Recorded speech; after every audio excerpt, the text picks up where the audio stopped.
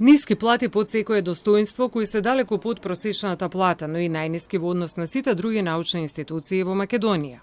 Пролонгирање на проблемот до недоглед за зголемување на платата се клучните причини 34 вработени во секретаријатот и стручните единици на МАНУ да го активираат повторно штрајкот.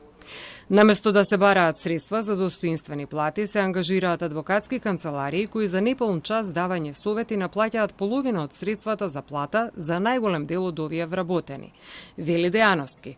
Академиците, наместо да седнат и да преговараат со синдикатот, истите од периодот кога се активираше штрајкот, најми адвокатска канцеларија преку која се одвива комуникацијата со вработените и која има една единствена задача, а тоа е да ги заплаши вработените и да најде начин како да го забрани одвивањето на штрајкот.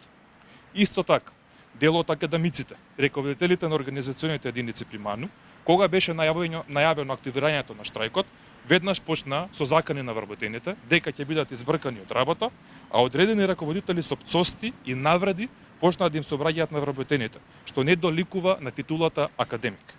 Синдикатот со порака до академиците дека секој еден кој ќе врши притисок и ќе се заканува ќе биде објавен со име и презиме, без разлика за кого станува збор и каква функција извршува во МАНУ.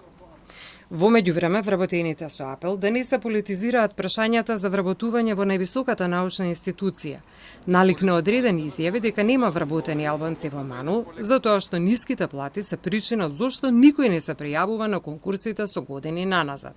Вели Вујовиќ. Во врска со изјавите за вработените, јас можам да кажам дека последниве 15 и повеќе години секој конкурс за секој работно место во администрацијата е пуштан во македонски и во албански весници. Тоа што ниту еден албанец се нема пријавено, ниту еден македонец се нема пријавено, ни палестинец, ништо се нема пријавено, затоа што се премногу мали платите, е друг проблем, проблем кој што треба да го реши како академијата, така и нашиот основач, како што кажа, Трпе Собранието.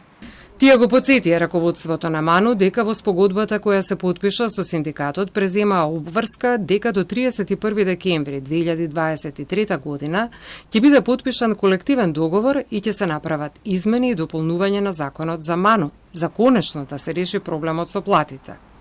И од тогаш поминаа 9 месеци без никакви резултати. Штрајкот се одбива на работните места во текот на целото работно време, работи само архивата за прием на пошта.